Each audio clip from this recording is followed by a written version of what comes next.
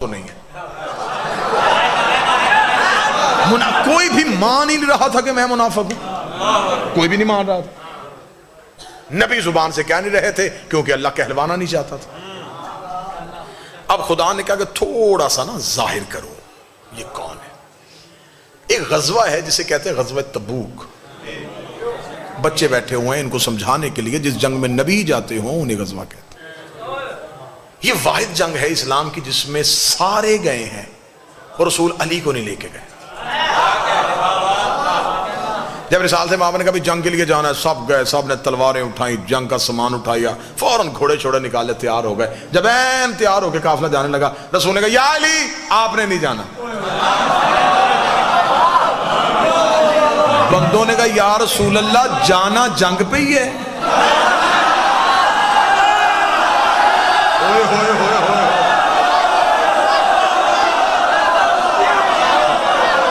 یا رسول اللہ جانا جنگ پہ ہی ہے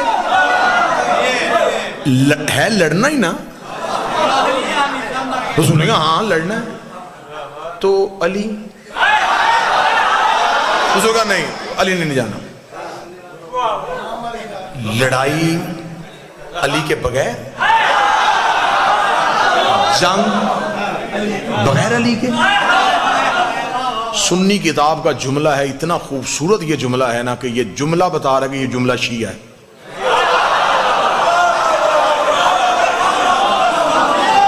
دیکھیں ہم حقوق غصب کرنے والے لوگ نہیں ہیں. سنی کتاب کا جملہ مجھے شیعہ لگ رہا ہے کیونکہ جملہ بڑا بے باک سا جملہ ہے. سنی کتاب سے جملہ لے کے پڑھنے لگا ہوں, چوم کے پڑھنے کو دل کر رہا ہے, اتنا خوبصورت جملہ ہے. جب انہوں نے کہا یا رسول اللہ علی کو نہیں لے کے جانا, رسول نے فرمایا کیونکہ اللہ نے کہا کہ سب کو لے کے جا. اب سارے جا رہے ہیں, پیچھے مدینے میں مسلمانوں کی عورتیں اور بچے اکیلے ہیں, پیچھے بھی تو کسی شریف کو چھوڑ کے جانا ہے.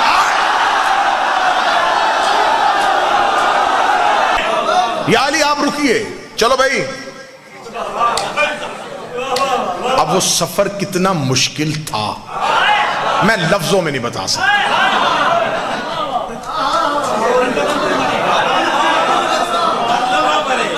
بندہ کسی اس گاڑی میں بیٹھا ہو جس کا پتا ہو کہ اس کا انجن فیل ہے تو وہ سفر ہنستے ہوئے ہوتا ہے. کوئی چپس کوک پیتے ہوئے گزرتا ہے. یا اللہ یا بس یہ سفر وہی تھا. ڈرے سہمے جنگ علی نہیں. مدینے سے نکل کے بھی مڑ مڑ کے مدینے آخری بار شہر دیکھ رہے ہیں, پھر پتہ نہیں آؤ ہو کہ نہ بچے یا نہ بچے. یہ بڑا اب اس میں اللہ کا منصوبہ کیا تھا؟ منافق کو ظاہر کرنا تھا. تقریر کا پہلا جملہ یہ میری پرکار ہے اور اسی پہ میں نے گھومنا ہے. کافر چاہتے تھے کہ علی ہٹے تاکہ محمد پہ حملہ ہو. اللہ تبوک میں چاہتا تھا کہ علی ہٹے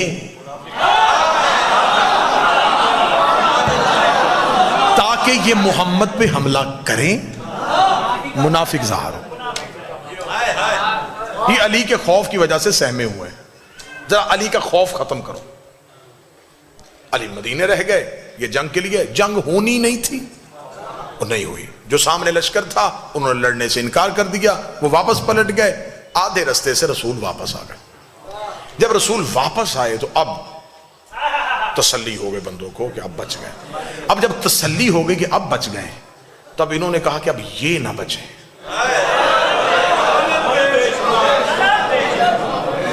یار آپ سن کیا رہے ہیں, میں جگر نکال رہا ہوں یوں تاریخ کا. ان لوگ اب ہم تو بچ گئے, اس سے اچھا موقع اور کوئی نہیں ملنا. علی ساتھ نہیں. اب جب تبوک سے واپس پلٹے تو ایک پہاڑی ہے جس سے گزرنا تھا, اس پہاڑی کو کہتے عقبہ. این کاف بے یا عقبہ.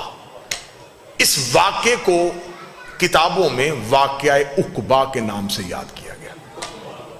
حوالہ نوٹ کرنا چاہیں تو شواہد النبوت عبد الرحمن جامی کی کتاب ہے. سنی کتابوں کا اگر آپ چاہیں گے تو اس منبر تک تو میں ڈھیر لگا سکتا ہوں. اہل سنت کتابوں کا حوالہ اس واقعہ عقبہ کے بارے میں. جب وہ عقبہ کی پہاڑی تھی تو نوجوان جو بچے تھے، عقبہ اتنی تیز پہاڑی تھی کہ اس کی چڑھائی اور اترائی بڑی مشکل تھی. سیدھی چڑھائی تھی، سیدھی اترائی تھی. جب عقبہ پہاڑی کے قریب پہنچے تو تب تک شام ہو چکی تھی. جب شام ہو گئی تو منافقین نے مل کے مشورہ کیا، اس سے اچھا اور نادر موقع نصیب نہیں ہونا. علی نہیں ہے، رسول تنہا ہے. ایسے کرتے ہیں کہ جب رسول عقبہ کی پہاڑی کے بالکل اوپر جائیں تو رسالت مآب کی اونٹنی کو پہاڑی سے دھکا دے دیں. سنیے گا، جب ہم پہاڑی سے دھکا دے دیں گے تو قتل کسی کے سر پہ نہیں آئے گا، ہم کہیں گے یہ حادثہ ہوا، یہ محض ایک حادثہ تھا. اتنی خطرناک پہاڑی تھی، رسول کی اونٹنی کا پاؤں پھسل گیا. توجہ اب آپ نے پوری میری طرف کرنی ہے. اب کھورے کا ٹائم آیا تو آپ ادھر ادھر دیکھنا شروع ہو گئے. ہم کہیں گے حادثہ ہو گیا. یہ اب اس چکر میں تھے. جب بالکل پہاڑی کے قریب پہنچے نا جی تو رسول نے کہا رکو بھائی. لشکر رک گیا. جی یا رسول اللہ. فرمایا ابھی جبریل آیا ہے، اس نے اللہ کا حکم دیا ہے میں اکیلا اوپر سے جاؤں گا، تم سارے نیچے سے جاؤ.